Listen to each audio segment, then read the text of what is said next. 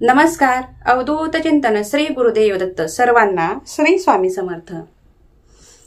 सर्वांच्या मनातील सर्व चांगल्या इच्छा लवकरात लवकर पूर्ण होत हीच स्वामींच्या चरणी प्रार्थना करून आजच्या एका नवीन आणि सुंदर विषयाला सुरुवात करते.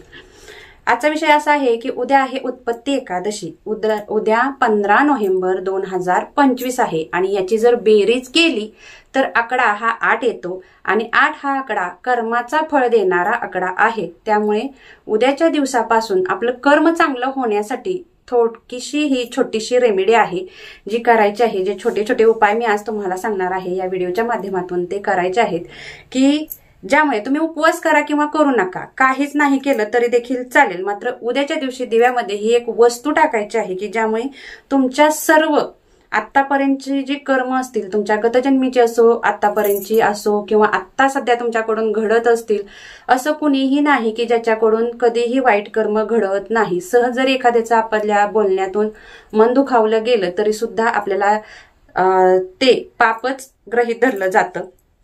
तर अशा सर्व पापांचा नाश होण्यासाठी, दुःखांचा, कष्टाचा, भोगाचा नाश होण्यासाठी हे उपाय करणं अतिशय गरजेचं आहे आणि नक्कीच करा. आलेले अनुभव मला सांगायला अजिबात विसरू नका.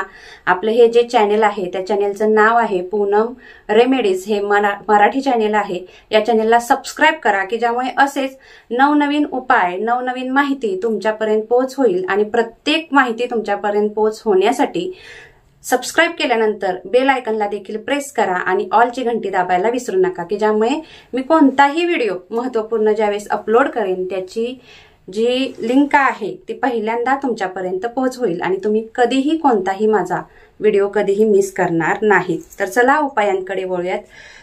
तर एकादशीचं व्रत तसं तर करणाऱ्याला अनन्यसाधारण असं पुण्य भेटत असतं आणि एकादशीचं व्रत महिन्यातून 2 वेळेस असतं. प्रत्येक एकादशीचं जे महत्व आहे ते वेगवेगळं आहे. उत्पत्ती एकादशी याच्यासाठी केली जाते कारण या दिवसापासूनच एकादशीची उत्पत्ती झालेली होती आणि हे जे व्रत आहे एकादशीचं, उद्याचं उत्पत्ती एकादशीचं, ते केल्यामुळे आपली जी पूर्वजन्माची जी पातकं आहेत, जे दोष आहेत ते नष्ट होण्यासाठी मदत होते. त्याच्यासाठी तुम्ही उपवास करू शकता. मात्र तुमची जर इच्छा नसेल तर उपवास नाही केला तरी देखील चालेल, पण हे जे उपाय आहेत ते उपाय नक्की करा आणि अनुभव सांगायला अजिबात विसरू नका. पहिला उपाय म्हणजे भगवान विष्णूंची उद्या विधिवत पूजा करायची आहे. अभिषेक घालू शकता, पंचोपचारे पूजा करू शकता, जसं तुमचं मन म्हणेल त्या पद्धतीने तुम्हाला पूजा करायची आहे. ही पूजा करून झाल्यानंतर एक दिवा घ्यायचा आहे. हा दिवा कणकेचा घेऊ शकता, मातीचा घेऊ शकता, जो तुमच्याकडे असेल तो घेऊ शकता. कणकेचा दिवा जर बनवणार असाल तर त्यामध्ये 1 चिमूटभर हळद घालायची आहे. मीठ अजिबात वापरायचं नाही. कणिक मळायची आणि त्याचा दिवा बनवून घ्यायचा. नंतर 2 कापसाच्या वाती एकत्र करायच्या आहेत. म्हणजे 2 कापसाच्या वाती घ्यायच्या, त्या हाताने अशा फिरवायच्या आहेत आणि एकत्र एक वात तयार करायची आहे. ती वात त्या दिव्यामध्ये घालायची आणि तुमच्या घरामध्ये जे कोणतं तुम्ही तेल वापरत असाल ते तेल देखील या दिव्यामध्ये घालून घ्यायचं आहे. दिव्याला आसन द्यायला विसरायचं नाही. तांदळाचं किंवा गव्हाचं आसन तुम्ही या ठिकाणी देऊ शकता. आता हे झाल्यानंतर तुम्हाला दिवा प्रज्वलित करायचा आहे. साहजिकच तुमची इच्छा पूर्ण व्हावी अशी मनात इच्छा धरून आपल्याला हा दिवा प्रज्वलित करायचा आहे. त्यामुळे या दिव्याची जी ज्योत आहे ती विष्णू भगवानांच्याकडे झाली पाहिजे. अशा पद्धतीने तुम्हाला हा दिवा प्रज्वलित करणं गरजेचं आहे. आता हा दिवा प्रज्वलित करून झाल्यानंतर त्याच्यामध्ये 2 फुलवाल्या लवंगा घालायच्या आहेत. आता या लवंगा ज्या तुम्ही घालणार त्या अजिबात कुठूनही तुटक्या फुटक्या नसाव्या, व्यवस्थित असाव्या याची देखील काळजी घ्यायची आहे. त्यामध्ये 2 लवंगा घातल्या की 1 चिमूटभर हळद त्याच्यामध्ये घालायची आहे आणि ओम एकादशी देवी नमः किंवा ओम देवी एकादशी नमः हा मंत्र तुम्हाला म्हणायचा आहे 108 वेळेस. हा मंत्र म्हणून झाल्यानंतर ओम नमो भगवते वासुदेवाय नमः हा देखील मंत्र तुम्हाला 108 वेळेस म्हणायचा आहे. आता हे म्हणून झाल्यानंतर हात जोडून विष्णू भगवानांच्याकडे प्रार्थना करायची आहे की आतापर्यंत माझ्या हातून जी कर्म झाली, वाईट कर्म जी झाली त्याच्याबद्दल मला क्षमा असावी. कळत नकळत, अजाणतेपणी किंवा जाणून बुजून माझ्या हातून जे काही चुका झाल्या असतील भूतकाळामध्ये, पूर्वजन्मामध्ये, त्याबद्दल मला क्षमा असावी आणि इथून पुढे माझ्या आयुष्यामध्ये फक्त आणि फक्त सकारात्मक ऊर्जाच असावी. कोणतंही वाईट कर्म माझ्या हातून कधीही घडू देऊ नका, मला तशी बुद्धी कधीही देऊ नका, कारण माझं कर्म हे चांगलं ठेवण्याची जबाबदारी मी आजपासून तुम्हाला देत आहे असं म्हणायचं. आणि अगदी नाक घासून आपल्याला देवाला प्रार्थना करायची आहे, माफी मागायची आहे, नमस्कार करायचा आहे. हा उपाय झाल्यानंतर दुसऱ्या दिवशी आता हा जो दिवा आहे तो जोपर्यंत जळतोय प्रज्वलित आहे तोपर्यंत असू द्या. ज्यावेळी शांत होईल त्याच्या दुसऱ्या दिवशी म्हणजे ज्या दिवशी बारस असेल त्या दिवशी हा दिवा उचलायचा आहे आणि कोणत्याही झाडाखाली तुम्ही ठेवून येऊ शकता. अगदी तुमच्या मातीच्या एखाद्या कुंडीमध्ये सुद्धा तुम्ही दाबू शकता. या पुढील उपाय म्हणजे एक कोरा कागद घ्यायचा आहे आणि त्या कोऱ्या कागदावरती हळदीने स्वस्तिक आणि ओम काढायचा आहे, लिहायचं आहे त्याच्यावरती स्वस्तिक आणि ओम. आता हे लिहित असताना हळदीमध्ये काय मिक्स करावं तर तुम्ही कच्चं गाईचं दूध मिक्स करू शकता किंवा मग थोडंसं पाणी त्याच्यामध्ये घ्यायचं आहे आणि त्याने हे लिहायचं आहे. हे लिहून झाल्यानंतर कागद हा उलटा करायचा आणि तुमच्याकडे जो कोणत्या कलरचा पेन असेल, अगदी हिरवा, निळा, लाल तिन्हीपैकी कोणताही एक पेन तुम्ही वापरू शकता. त्या पेनाने तुम्हाला त्या कागदाच्या पाठीमागं लिहायचं आहे की माझ्या गतजन्मीच्या कर्मांपासून मी मुक्त होऊन आता नवीन सात्विक ऊर्जा घेऊन मी पुन्हा पुढे जात आहे. हे शब्द लिहायचे आहेत.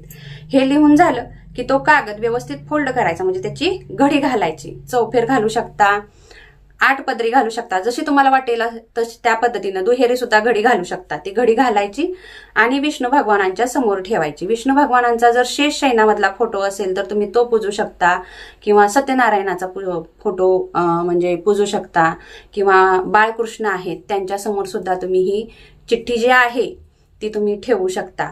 असं करून ठेवायचे आहे. पुन्हा देवाला नमस्कार करून अगदी मनापासून अंतःकरणापासून हाक मारायची आहे की हे देवा, माझ्या पूर्वजन्मीच्या कर्मांमुळे मला जर आत्ता गती चांगली भेटत नसेल, आत्ता माझ्या आयुष्यामध्ये खूप वाईट दिवस असतील तर कृपा कर आणि मला त्या कर्मांपासून मुक्ती मिळू दे. माझा हा भोग आहे, जे त्रास आहेत ते पूर्णपणे नाहीसे होऊ देत. अशी प्रार्थना तुम्हाला देवाकडे करणं गरजेचं आहे. कारण काय होतं, बऱ्याचदा सगळं व्यवस्थित चाललेलं असतं, आपण कुणाचंही वाईट चिंतत नाही किंवा कुणाचंही कधी वाईट करत नाही, मात्र तुमच्याबद्दलच वाईट व्हायला सुरुवात होतं. तुमच्याबद्दलच कुणी ना कुणीतरी अशा खोडी करून जातं की ज्यामुळे तुम्हाला मानसिक त्रास हा जास्त होतो. तर अशा सर्व त्रासांपासून मुक्ती मिळायला तुम्हाला सुरुवात नक्कीच होईल.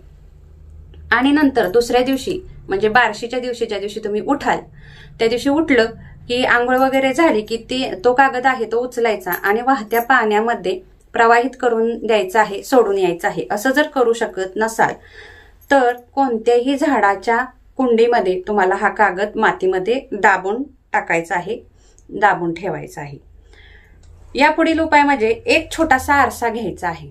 आरसा हा नवीन असावा बरं का, वापरलेला नसावा. आरसा घ्यायचा नवीन आणि गाईचं शुद्ध तूप घ्यायचं आहे आणि त्याच्यामध्ये आपल्या उजव्या हाताचा अंगठा जो आहे तो बुडवायचा आहे. उजव्या हाताचा अंगठा बुडवून झाल्यानंतर त्या अंगठ्याने ओम असं त्या आरशावरती लिहायचं आहे. ओम. आता तुम्हाला इथं उलट दिसत असेल, हा माझा डावा हात तुम्हाला वाटत असेल पण माझा हा उजवा हात आहे.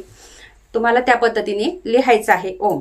आता हे ओम लिहून झाल्यानंतर स्वतःचा चेहरा असा बघायचा आहे आरशामध्ये आणि म्हणायचं आहे की हे देवा, आजपासून गतजन्मात जी काही माझ्याकडून पातक झाली असतील, कळत न कळत ज्या एखाद्याचं मन दुखावलं असेल, एखाद्याचा जर तळतळाट मला लागलेला असेल तर तो पूर्णपणे नष्ट व्हावा आणि आजपासून माझ्या आयुष्यामध्ये एक नवीन पहाट निर्माण व्हावी, नवीन सकारात्मक ऊर्जा माझ्यासोबत सदैव राहावी. असं चांगलं चांगलं बोलायचं आहे त्या आरशामध्ये बघत.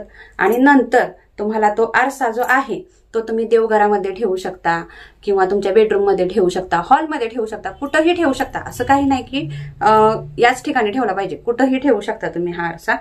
आता झोपी जायचं आहे. दुसऱ्या दिवशी उठल्यानंतर म्हणजे ज्या दिवशी बारस असेल त्या दिवशी उठल्यानंतर तुम्हाला काय करायचं आहे, हा आरसा उचलायचा ज्या ठिकाणी तुम्ही ठेवला असेल तिथून स्वच्छ फडक्याने पुसून घ्यायचा आहे आणि उन्हामध्ये ठेवायचं आहे. एक 15 ते 20 मिनिट किंवा अर्धा तास ठेवू शकता, 1 तास ठेवू शकता, जेवढा तुम्हाला जमेल तेवढा वेळ तुम्ही हा आरसा त्या ठिकाणी ठेवू शकता. नंतर 15 ते 20 मिनिट झालं की नंतर तो आरसा उचलायचा आहे. पुन्हा घरात घेऊन यायचं आहे. पुन्हा आपला चेहरा अगदी प्रसन्न चेहरा ठेवायचा आहे की आजपासून माझ्या आयुष्यात सगळं काही चांगलं होणार आहे. आजपासून माझ्या नशिबाला माझ्या भाग्याची साथ भेटणार आहे. माझ्या आयुष्यात आजपासून सगळं काही चांगलं होणार आहे. सगळं काही सुरळीत चालणार आहे आणि माझ्या आयुष्यात फक्त आणि फक्त चांगलीच माणसं येणार आहेत. असं सगळं पॉझिटिव्ह मन आनंदी ठेवून पूर्णपणे पॉझिटिव्हपणे तुम्हाला हे बोलायचं आहे. हे उपाय जरी छोटेसे दिसत असले या रेमेडीज तरी अतिशय म्हणजे अतिशय पॉवरफुल आहेत.